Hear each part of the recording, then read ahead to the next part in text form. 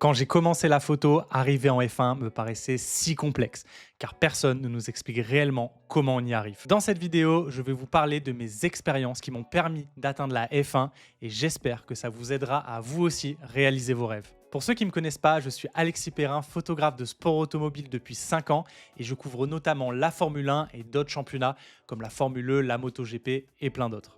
Je vais vous parler de toutes les étapes clés de ma carrière en sport automobile. Comment j'ai eu ma première accréditation d'abord nationale, puis à l'échelle internationale. Comment j'ai eu mes premiers clients et ensuite, comment je suis arrivé en Formule 1. Quand on rêve de photographier la Formule 1, à première vue, on ne sait pas par où commencer ou même qui contacter. Si on a envie de photographier Roland-Garros un jour, on sait qu'on va devoir commencer par le tennis. La Formule 1, il n'existe pas une petite Formule 1. Mais vous inquiétez pas, c'est pas si complexe que ça et je vais tout vous expliquer. Fin 2020, j'ai eu ma première accréditation en sport automobile à l'Ultimate Cup Series pour une course à Manicourt. Et c'est à ce moment-là que j'ai compris que si un jour je voulais arriver en Formule 1, il fallait que je prenne de l'expérience en sport automobile, peu importe le championnat. J'ai découvert ce championnat par hasard sur un post sur Instagram d'un photographe qui était présent à une des manches de l'Ultimate Cup Series. Et j'ai été curieux, je suis tout simplement allé voir l'Instagram du championnat. Je suis allé sur leur site et là, j'ai découvert qu'ils avaient une rubrique accréditation pour justement faire des demandes d'accréditation pour leurs différentes courses. Et vous l'avez deviné, c'est comme ça que j'ai fait ma première demande d'accréditation. Et pour être honnête avec vous, je n'aurais pas pu rêver mieux que ce championnat pour commencer pour deux raisons principales. Pour moi, à cette époque, c'était les monoplaces. C'était des F4, F3, mais c'est ce qui se rapprochait le plus des Formule 1. Et la seconde raison est le temps de roulage. Les voitures roulent de 8 h du matin jusqu'à 8 h du soir, du jeudi au dimanche, ce qui m'a laissé énormément de temps d'apprendre cette nouvelle discipline qui est le sport automobile.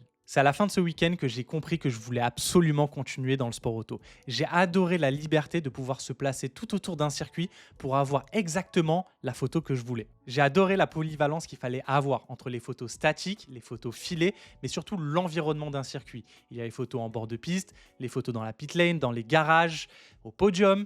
Bref, tout cet environnement m'a fait tomber amoureux du sport auto.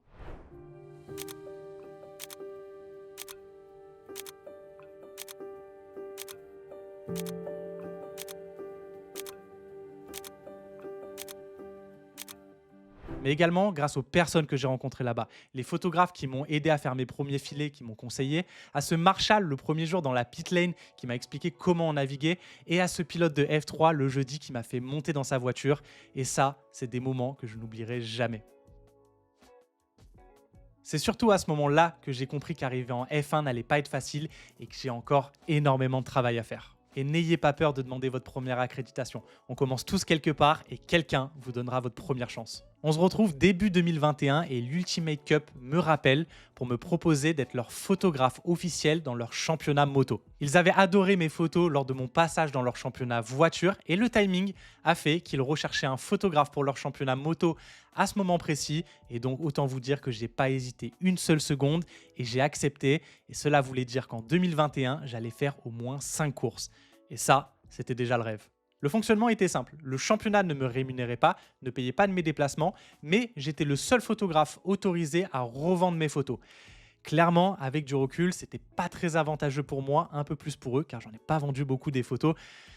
C'était une histoire un petit peu compliquée, mais clairement, c'était une très belle expérience et j'ai bien fait d'accepter, même si au final, sur le point de vue financier, j'ai pas été très gagnant, mais en termes d'expérience, j'ai énormément pris. Et pour cette saison, un ami à moi photographe m'a accompagné pour qu'on puisse proposer le meilleur service possible et aussi que le travail soit un peu plus allégé, même si ça m'a pas du tout empêché de me coucher à 3-4 heures du matin tous les soirs du week-end pour délivrer un maximum de photos.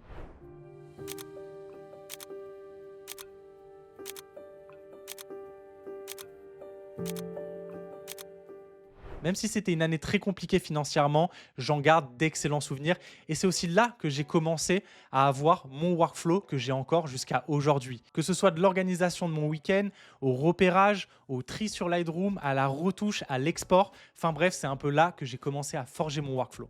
Dans cette saison, j'ai eu la chance d'aller sur le circuit de Dijon, Le Vigan, Le Mans ou encore une fois Manicourt. Dans cette même année, j'ai pris en confiance sur mon travail et ce dont j'étais capable de faire en sport automobile. Mais j'ai compris que le démarchage allait être quelque chose de super important. Et c'est comme ça que j'ai eu ma première mission avec un client en karting, Victory Lane. Je les ai d'abord démarchés sur Instagram, puis par mail, et c'est comme ça que j'ai eu ma première mission à Angerville pour une journée de test en karting. La mission était relativement simple, c'était une journée de test, il fallait seulement livrer des photos des pilotes qui roulaient, ainsi qu'une vidéo. Les tests c'est cool, c'est quand même beaucoup moins stressant qu'un week-end de course, que ce soit pour moi ou pour l'équipe, c'était quand même plus simple de naviguer dans les garages, mais surtout avoir un petit peu plus de liberté pour pouvoir produire le contenu que je voulais et surtout que ça roulait toute la journée. Et au final, ça s'est plutôt bien passé et vous allez voir les photos apparaître maintenant.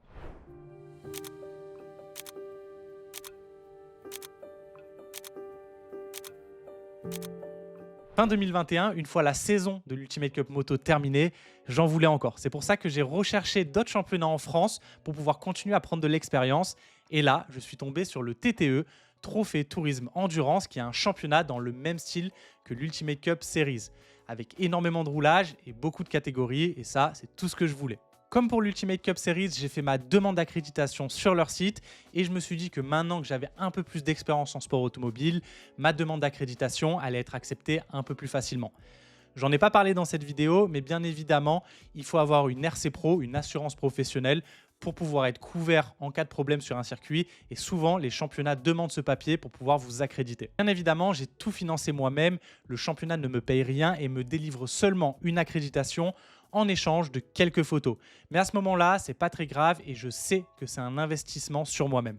C'était donc ma 7e course de l'année. Et j'ai encore une fois adoré, j'ai découvert de nouvelles catégories, des nouvelles livrées sur les voitures. Mine de rien, ça change visuellement, sachant que j'ai passé l'année à photographier des motos. Donc j'étais allé au Mans plutôt cette année en moto. Et là, je m'y retrouve en voiture, donc c'est aussi un peu de renouveau, c'était vachement cool. J'ai découvert de nouveaux styles de filets, enfin bref. Mon but, c'était qu'à chaque fois que j'allais sur un circuit pour prendre de l'expérience, je découvrais de nouvelles choses. Et c'était plutôt chose réussite à ce moment-là. Donc, je tombe de plus en plus amoureux de ce sport. Et surtout, je m'épanouis et c'est ça le plus important.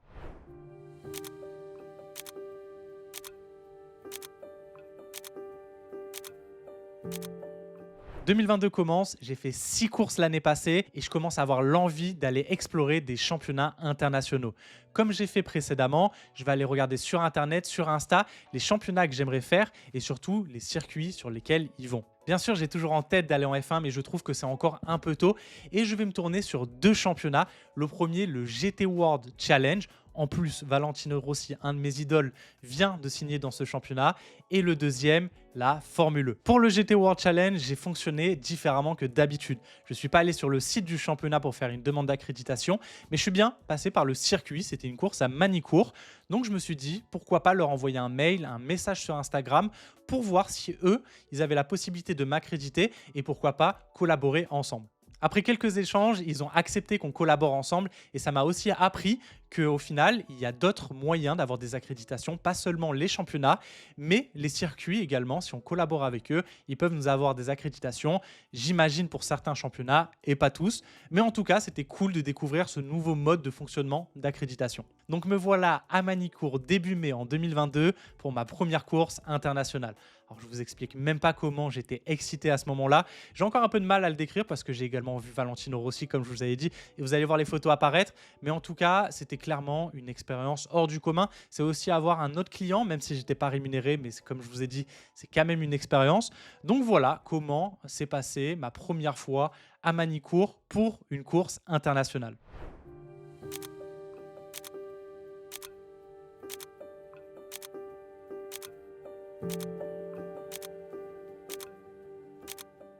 Le deuxième championnat que j'ai couvert cette année-là est donc la Formule E. C'était un objectif pour moi de couvrir la Formule E car c'est le championnat qui se rapproche le plus de la Formule 1.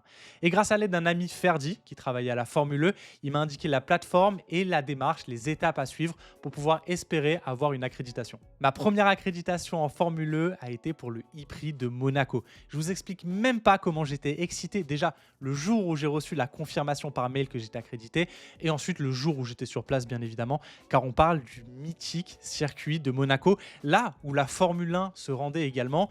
Donc je me disais, allez, je me rapproche un tout petit peu plus de mon rêve. La Formule 1 a un fonctionnement un petit peu plus particulier que les autres championnats. On va prendre l'exemple de la Formule 1 qui se déroule sur 3 jours, du vendredi au dimanche avec les essais, la qualification et puis la course le dimanche. La Formule 1, c'est tout le même jour. Samedi matin, essai. Samedi, fin de matinée, qualif. Et samedi après-midi, la course. Et autant vous dire qu'avec une journée aussi intense en Formule E à Monaco, c'est clairement une journée que j'oublierai jamais. Oui, je vous ai beaucoup dit qu'il y a des journées que j'oublierai pas, mais regardez, je peux vous le dire en vidéo, donc ça veut dire que je les ai vraiment pas oubliées et que ça m'a marqué vraiment au plus profond de mon cœur. Photographier dans les rues de Monaco devenait enfin une réalité et j'ai fait de mon mieux. Je vous laisse voir les photos et n'hésitez pas à me dire en commentaire ce que vous en avez pensé.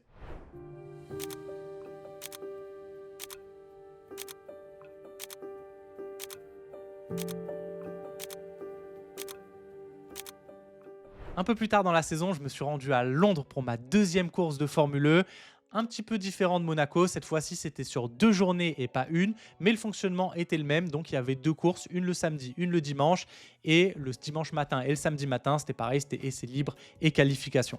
Et quoi de mieux que le circuit de Londres en Formule E pour continuer d'apprendre. Et c'est clairement l'un de mes circuits préférés encore aujourd'hui, tout simplement car il y a un secteur du circuit qui est en intérieur et les 2 autres en extérieur. Cela signifie que toute la partie intérieure, c'est comme si on simulait en fait un Grand Prix de nuit. Il y a beaucoup de lumière à l'intérieur et c'est là que j'ai eu mes premiers filets préférés.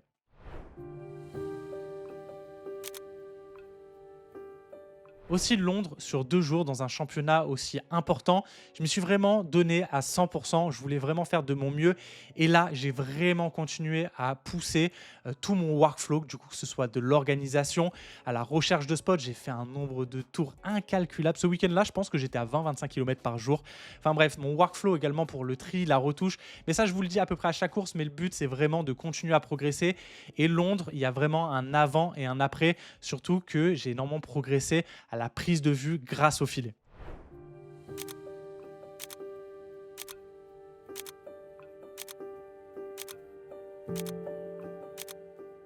Et je pense que vous avez compris que j'ai une attache un petit peu particulière avec ce championnat. J'aime la Formule E, j'adore la Formule E, car je pense que c'est le championnat qui m'a fait découvrir les courses internationales, mais c'est aussi le championnat qui m'a vraiment fait découvrir les monoplaces qui se rapprochaient le plus de la Formule 1. C'est donc comme ça que ma saison 2022 s'est terminée avec ces 2 courses de Formule E et on va pas oublier le GT World Challenge à Manicourt. On est en 2023, mon objectif c'est toujours la Formule 1, mais je sens que je m'y rapproche. Mais je veux surtout continuer à prendre de l'expérience et en Formule E. Donc je vais commencer ma saison avec une première course à Berlin au mois d'avril et la deuxième à Monaco début mai.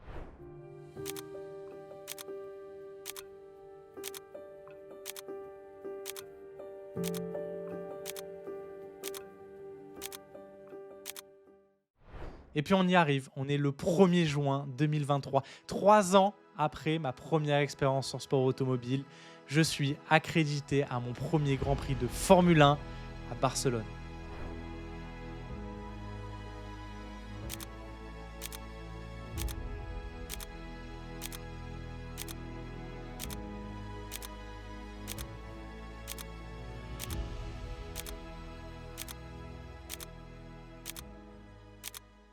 Et voilà la fin de cette vidéo. Vous savez maintenant comment je suis arrivé en Formule 1.